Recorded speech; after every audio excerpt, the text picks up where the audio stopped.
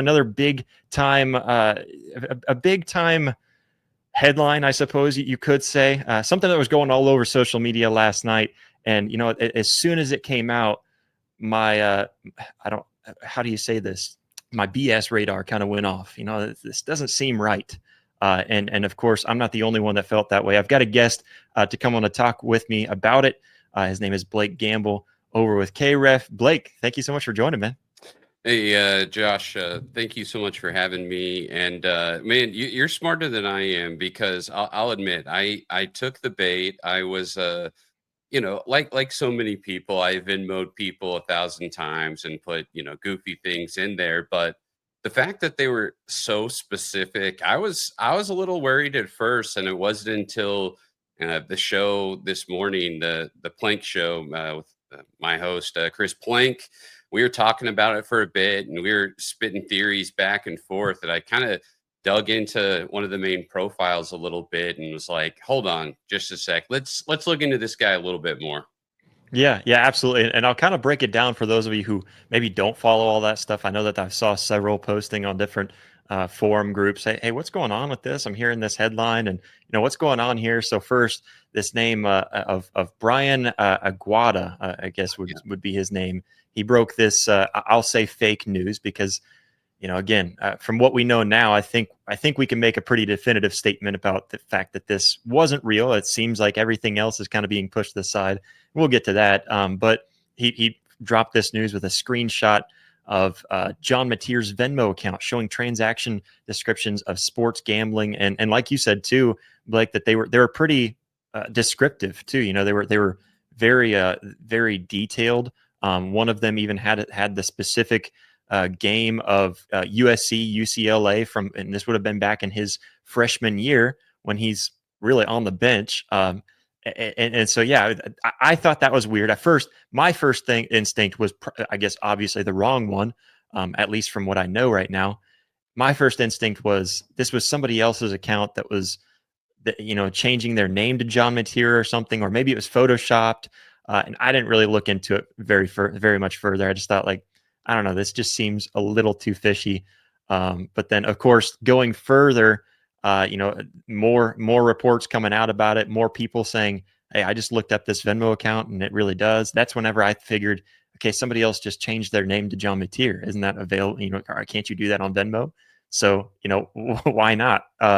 And of course, the big conspiracy is that a Texas fan is the one that kind of got all this brewing and got this all started. And the first thing I saw was Deadspin.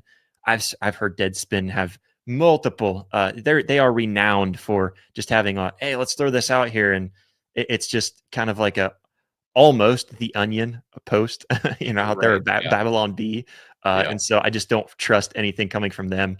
But then, of course, today I saw your post. That's why I wanted you to come on and talk about this, where you really dove in and started doing some investigative reporting. Kind of break that down. You started breaking this down and found out that this Brian guy was not even who he was saying he was on his profile. I'll kind of let you dive into that a little bit deeper. Right. And I mean, in the day and age of Twitter, we're all familiar with burner accounts. I mean, there's been famous people like Kevin Durant that's been, exposed for using or trying to use his burner account, but accidentally, tweeting with his own account accidentally. So we're familiar with that. But once something like this started getting so much traction, it had 3 million impressions this morning. It's now well over 5, probably 8 or more now at this point. There's big, legitimate news organizations. ESPN was picking it up, Fox Sports is picking it up and running with it. Then it was like, okay, who is this person? Who's starting with it? And your Twitter bio in a weird way is kind of your public resume these days. And so this Brian Aguada guy, it said insider at Deadspin, senior journalist at Valley News Live, featured in a couple different things that I'd heard of, like Monday Morning Quarterback. And so I just clicked on Valley News Live because I'd never heard of it. It's a legitimate website, a little small news publication channel in Fargo, North Dakota. And I mentioned it on our show, and for some reason that caught my eye, and I was like, you know what? I bet they've got a phone number. I'm going to give them a call during the break. And sure enough, I did. Our text line, we're a very interactive show. So our text line just, lit up at that idea. They were like, first, they were like, call them on the air. That's going to be great radio. And Plank was like, no, no, no. You got to do it on the break. So I called him on the break and I asked the lady that answered, I was like, does a Brian Iguana work there? And she was like, Iguana? Like, literally thought I was asking for someone named Iguana.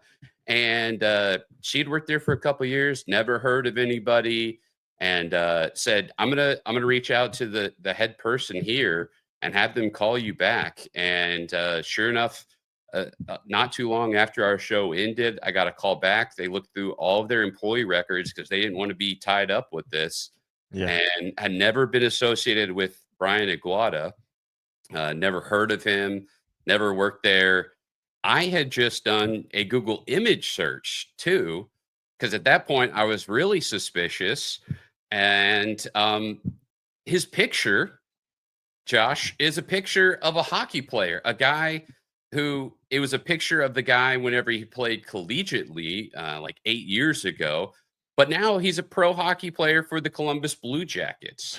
And so that is a whole other web. And just a funky twist to a story that had me and so many others that follow the Sooners, love the Sooners, just in a tailspin. Yesterday was a bad day, I think, for those that were hopeful about Davian Gross. And I mean, what a difference a day can make too, can it? Yeah. Yeah, absolutely. It was pretty crazy, and then the fact that you you went through all that, kind of did some investigative, research, some investigative journalism itself, just kind of going in on this guy, yeah, and then even finding out that even the image that he uses as his own profile isn't even true. So, and I'm assuming he probably doesn't even work for Deadspin, which, Yeah, yeah, someone that's the other thing. commented they had searched on there, and there was nothing with his name.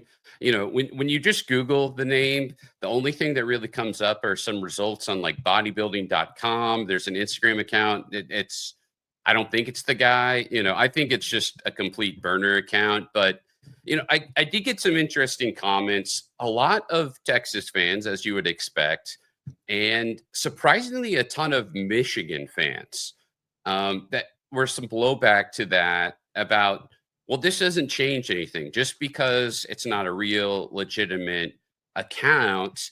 Those screenshots could very well still be real. And, this could still lead to a full investigation. And, you know, if I really want to dig into their, obviously biased perspectives, I guess I could see their point a little bit. But at the same time, I think you have to consider the source, especially when you think about how is anything going to be proven in this case. It's very different from, a transaction when you think about other college football betting scandals. The guys at Iowa State and Iowa, they were making transactions on actual gambling apps. They had bank records and statements to go with it. This is no different from a couple of guys, splitting a pizza and, putting something on there saying, hey, here's $20 for cocaine or something like that. And it's like that, they're not going to knock on your door. The police aren't going to arrest you for that. They can't prove that. It's it is what it is. And I really like the statement, and OU and Mateer just coming out in front of it today and saying, all right, this happened. Yeah, it was a distraction, onward and upward. Yeah, absolutely. And to your point too, going back, I've said this about several cases of players who have been caught, even in specific, and they've been caught red-handed gambling. But Sure. a lot of the players that I have even seen that get caught gambling, I've had this same defense.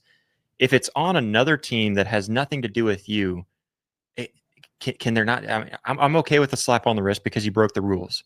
But what would be the big deal about that? For this instance, this is a Yeah. freshman quarterback who's sitting on the bench at Washington State, and him and his buddies say, "Hey, I'll bet you $10 that USC or that UCLA beats USC." All right, I'll take that bet, and they put a little wager against each other. What is the harm in that, where you have no outcome of what could happen, and it was between two teammates on the same team? I don't understand what the big fuss would be about any of that. And I say the same, like I said, about the players that have been caught in the past, placing bets. Now, if they're placing a bet on their own team or on themselves, Right. okay, yeah, we've got an issue. There's obviously something there. Yeah, no, I get that too. I mean, it's just such a slippery slope, I feel like. And, you know, professional sports and the sports books and everyone have certainly really been enforcing it. It seems like you can't go a couple weeks without a new athlete that there's an investigation about, whether it's point shaving or, there's the pitcher for Cleveland just a couple weeks ago that is being investigated for intentionally throwing a ball because there was a lot of pitches, whatever, a lot of money going in on a certain specific pitch. And you just don't want any buzz surrounding your starting quarterback, potentially. It's not even that, there's no harm there. It's just that what else could come from it, the distractions that could be there. And I think that's why they have those meetings with players every single year before the season starts. As soon as you step foot on campus, it's just, hey, don't go there. This is what comes with this territory. Yeah. Well, and from the other side of the aisle too, the biggest argument that I've had, against it, saying, well, obviously he's guilty, is why would you put sports gambling in Right. the title then? Why Right. would you? Yeah. It is a bonehead mistake, and you Yeah. shouldn't do that. And obviously John Mateer even realizes that. That's what he mentioned in his statement. It was like, yeah, shouldn't have done that. That was wrong. I get the severity of everything that I did, but that's not what it was for. And it was, whatever it was for, that's not what it was, is what they say. And and honestly, and you mentioned this as well, is that how do you prove that? How do you go back to Yeah. 2022 and say that you paid $10 to your buddy or however much it was? I didn't see the totals. I don't know if they were shown or anything, or if you can see that. But I don't think they did. Yeah. yeah, and I don't know how you could possibly prove that that's actually the reason for Sure. why you paid somebody. So yeah, that's kind of the other thing to kind of go on with the story. Yeah, I mean, I don't have any plans to do this, but I can't imagine someone, putting a message on Venmo saying, tax fraud or money laundering or anything Yeah. like that. Typically, you're not going to just openly admit that you're doing that. But, I guess, when you're that age, your frontal lobe isn't fully developed. There's been other mistakes made before by college athletes, so it wouldn't be a complete first, but yeah, it would be surprising. And, I guess at least we got a storyline this fall camp that wasn't injury related, right? Yeah, that's definitely a good thing, I guess. You can throw in an Yeah. extra, and it's one to laugh at too. Personally, I Yeah. think like nothing's going to come about it, because like how do you enforce this? And so you can step back as an Oklahoma fan, just be like, man, like I'm glad it did. I'm glad everything came out the way it did, but and it doesn't seem like anything is going to come about it. But at the same time, let's stay away from that kind of wording. And I even used this example, I think, earlier today. It's like I have several charges. I think on Venmo, I think I have mine as private, because I think that's weird to be able to see people's charges to, or their Right. transactions with other people. I just think that's weird. But if you were able to go on my Venmo and see it, it would have several from my cousin that have a baby emoji and a shower emoji and saying congrats. I Uh-huh. don't have any kids. Right. So, Yes. so that stuff definitely happens, and especially with college kids. And John Mateer is known for being kind of that cracking jokes kind of guy. And obviously, let's not put sports gambling in those descriptions. Yeah, I got to imagine a record high amount of transaction histories were set to private over the last 24 hours on Yeah. Venmo, just based on college athletes alone. Thanks to this story coming out, I know at our station, someone was joking just about that, and so I had the idea is like, oh, really? You got some funny things in your history, and I was like, let me look that up, and they just ran to their phone and were just like, nope, I'm changing the settings right now. Yeah, So, yeah. yeah, As soon as I realized that was a thing, I was like, even if I am just sending $5 over to split the pizza, I don't want everybody to be able to go in right. there and see who I'm paying. that's a weird feature, and I don't Internet understand lived it. forever. It's Yeah, exactly. But yeah, absolutely something to show, to show to everybody else. Make sure to go to your Venmo real quick and just set it's private. If Cash App or any of these other apps do the same thing, make sure to double check on those as well, because you may not have even known that that was a thing, and you could get yourself in trouble at work. So just be safe out there, guys. But anyways, Blake, I appreciate you coming on tonight. Real quick before I let you go, yep. let everybody know where they can find your work. Yeah. I'm on Twitter at Blake's_takes. Blake Gamble's my name. Ironically, it just happened to be a story about gambling that I got in my 15 seconds. I'm not a journalist at all. I just played one today on the radio. Entertainment's my thing. You can listen to me 6 to 9 a.m. Monday through Friday on the Plank Show, on the Ref, and we podcast it anywhere. You can listen to it. And have you gotten any kind of investigation? I guess what would that be? An investigative journalism job offers coming through on your LinkedIn or anything? No, no, nothing like that. I might have a new nickname on the show. They're trying to come up with it. I'm new to being on the air, just about Yeah. 2.5 months into it, and they've been trying to come up with a nickname. I haven't liked any of the nominees so far, so it might be like a Secret Agent Blake or something like that. So we're working on it still, but who knows? Maybe there'll be more work to come in the future. Yeah, I'm sure. I'm sure Plank can come up with something for you. So, Yeah, especially around this one. But no, Blake, I absolutely. appreciate you hopping on tonight. You have yourself a good rest of the night. Hey, thank you, Josh.